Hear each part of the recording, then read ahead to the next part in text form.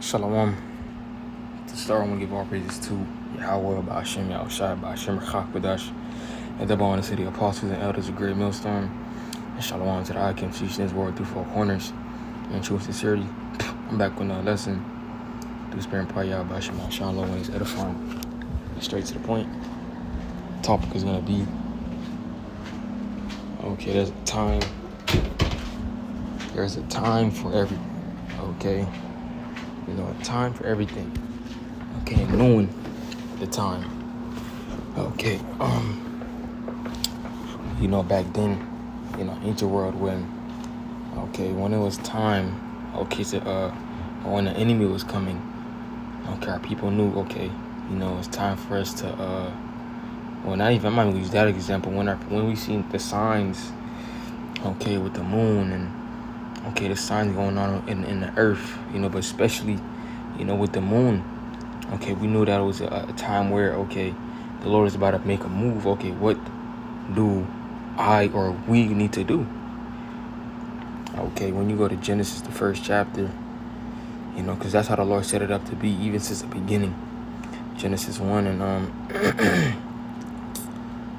14, it says, and powers, because when you read Genesis, the first chapter, it's not just God or who the world English calls God. It's not just the Most High, you know, creating everything. It was the Most High gave the blueprint to Yahushua, and through Yahushua was everything else created. Okay, the other angels, the elements, the moon, the stars, the grass, man. Okay, the stars. Okay, the firmament. You know, everything. Okay, but I'm gonna read the verse, Genesis 1:14. And powers said, let there be lights in the firmament of heaven to divide the day from the night, and let them be for signs and for seasons and for days and for years. So look what it said. It said signs. Okay, let's go into that word signs and etymon. Okay, that word signs. It says a gesture or motion of the hand, especially one meant to express thought or convey an idea. Identifying mark. It says token, indication, symbol, proof, military standard, an ensign, a signal, an omen, sign in the heavens, a constellation. So hey, that's a spirit, a sign in the heaven. You know, moons. Okay, your different blood moons, your lunar eclipses. These are signs of, you know, a sign in the heavens. Okay, as I said, an indignation. An indication of what's about to happen. An indication of, you know, what the Lord is about to do in the earth. Okay. You know, but that's the most major sign you can see because it was right in front of your face. It's right in the sky. You can't miss that. You cannot miss, you know, seeing the moon being, you know, looking like a blood moon. You cannot miss a lunar eclipse. You cannot miss, you know, those certain things, especially when they happen, you know, frequently, more than usual. Okay, this is your thinking capitals to come on and be like, okay, you know, what is going on? Like, why is God causing this to happen? You know, let's get 2nd Ezra 16. No, I'm gonna get 2 Timothy 3. You know, when it says this, no, also that in the last days perilous time shall come. Okay, let's go into that word perilous.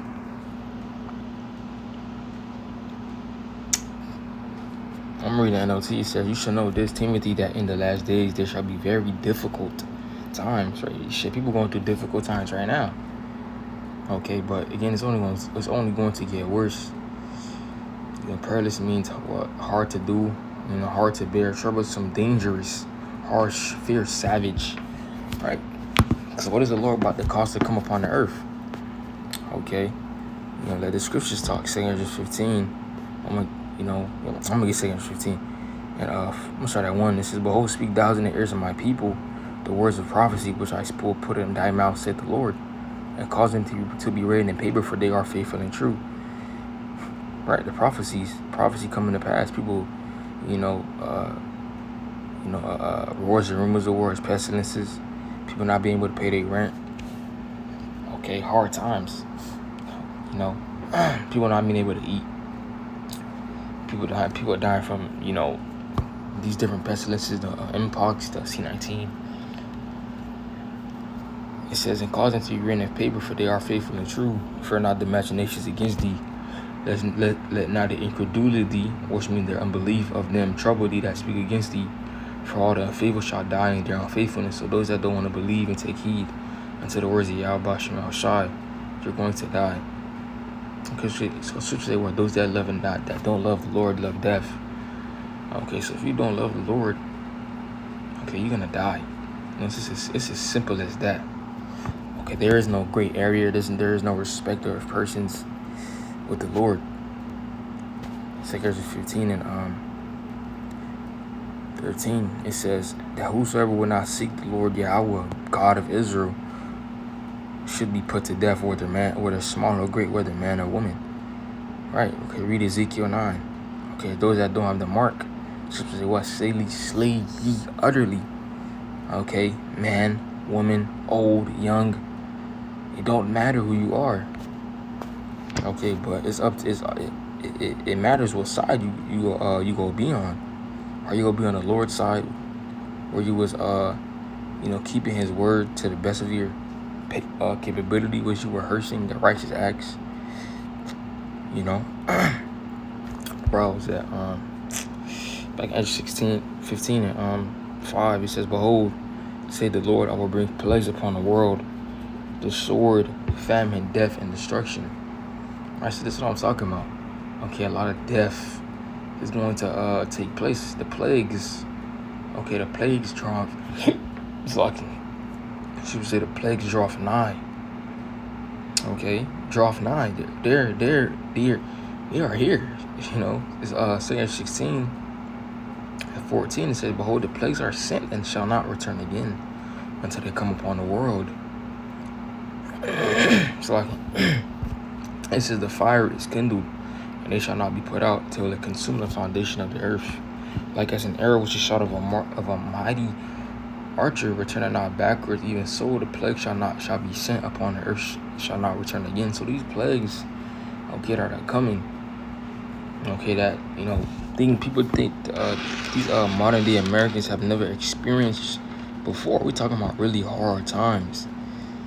Okay, judgment. Okay, judgment on a wide mass scale, like it said in 2 Corinthians 15. You know, death. Okay, upon the whole earth. You know, we talking about death on a wide scale, like hundreds of millions of people dying. She was talking about 10 being left. Okay, in a city. Can you imagine that? 10 in the city. It's hundreds of thousands of people. Shit, even in America, could you just imagine? You just seeing dead bodies piling up like it's fucking, what is gonna be like that? Like it's the end of the world, because this is gonna be the end of the world. It's gonna be the end of Esau's kingdom. It says, "Woe was me, who would deliver me in those days?" And this is Esdras, seeing all these plagues take place on earth.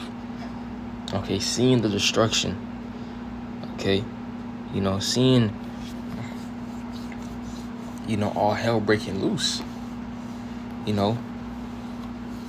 Shit, it's gonna be so bad that, and that's why Esdras said, who would deliver me in those days? It's only gonna be by divine intervention. Because again, it's supposed to talk about a time like never before. So what will save you? A bunker not gonna save you. So you have a bunker, but till how long? Because the missiles are still gonna be shot from these different nations here over in America. It says, the beginning of sorrows and great mournings, the beginning of famine and great death, the beginning of wars, and the power shall stand in fear, the beginning of evils. What shall I do when these evils shall come? So you see, what are you going to do? What are you going to do? Because it's only going to get worse. Shit, people think they suffering now. Okay, they think they got it hard now. You don't understand how bad it's going to get. Meat by the cow. Meat is going to cost $10,000 fucking dollars. Chicken's gonna cost $1 million. I'm exaggerating, but you don't know. Meat go cost $100,000. Shit. Okay. High end meats go cost $1 million. That's how bad it's gonna get. That's why people go start robbing, killing each other for food, robbing the stores. Because who the fuck is gonna pick, like, really put into your sense? You see meat, you go to the supermarket and one day the meat is $10,000, shit, $15,000, $20,000, or even $5,000, even $1,000 for regular old meat. We're never talking about the good stuff. We're talking about regular meat, ground beef, as you just see at Walmart, $5,000, $1,000. Who's gonna buy that?